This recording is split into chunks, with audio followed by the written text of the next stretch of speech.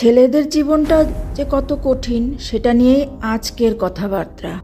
হাজার হাজার টাকা ছেলেরা মাস গেলে নিজে হাতে কষ্ট করে খাটনি করে উপার্জন করে, তাও কিন্তু বলতে পারবেন না কোনো ছেলে একটা দামি পোশাক নিজের জন্যে কিনতেও চায় না, পরতেও চায় না, তাই না?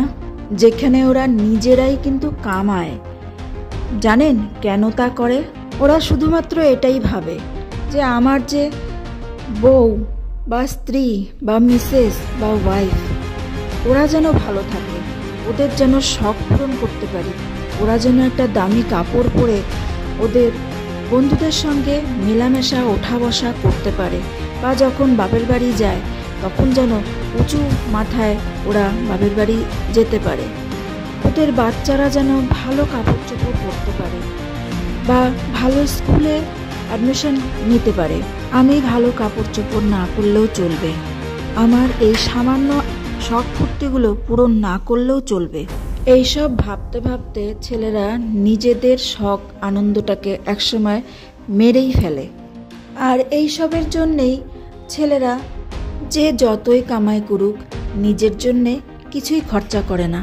তাই সব সময় নিজেরও আগে নিজের ফ্যামিলিকেই গুরুত্ব দেয় বেশি, সব সময় নিজের ফ্যামিলির জন্য চিন্তা করে, সব সময় তৈরি থাকে যাতে যে কোনো সময় সে সামলে নিতে পারে নিজের ফ্যামিলিটাকে, নিজের পরিবারটাকে খুব ভালো করে চালানোর জন্যে সারা দিনের নামে বাইরে বাইরে ঘুরে কাজ করে। কখন কোথায় যায়, কখন কি খায় না খায় তার কোনো ঠিক নাই। কখনো হয়তো খালি পেটেই সারা দিন কাজ করে যাচ্ছে নিজের ফ্যামিলির জন্যে, নিজের পরিবারের জন্য, নিজের পরিবারকে ভালো রাখার জন্য। তাও কিন্তু দিনের শেষে যখন বাড়িতে ঢোকে তখন কাউকে কিছু বুঝতে দেয় না, বরং হাসি মুখেই সে পরিবারের সামনে এসে দাঁড়ায়।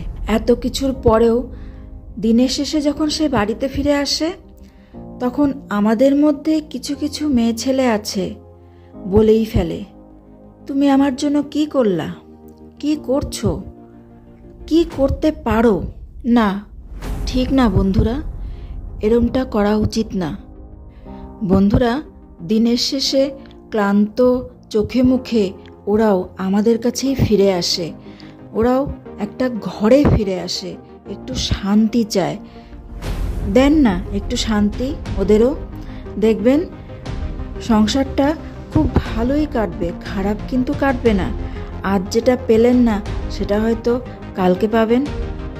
যদি একই মতামত হয় আমাদের, তাহলে অবশ্যই কমেন্টে আমাকে জানাবেন। সংসারটা আমাদের দুজনেরই, শুধু একা একটা পুরুষ মানুষের কিন্তু না। দুজনে ভাগ করে নিন, দেখবেন ভালো থাকবেন, দুজনেই ভালো থাকবেন। ভিডিওটা যদি ভালো লাগে একটা সাবস্ক্রাইব করে আমাকে আপনার বন্ধু বানিয়ে নিন, দেখবেন সবসময় ভালো কথা বলে ভালো বুদ্ধি দিয়ে আপনাদেরকে সঠিক পথে রাখার চেষ্টা করব। আর অবশ্যই ভিডিও শেষে একটা লাইক করবেন। আপনারা একটা লাইক করলে আমি আরও নতুন নতুন ভিডিও বানানোর উৎসাহ পাবো।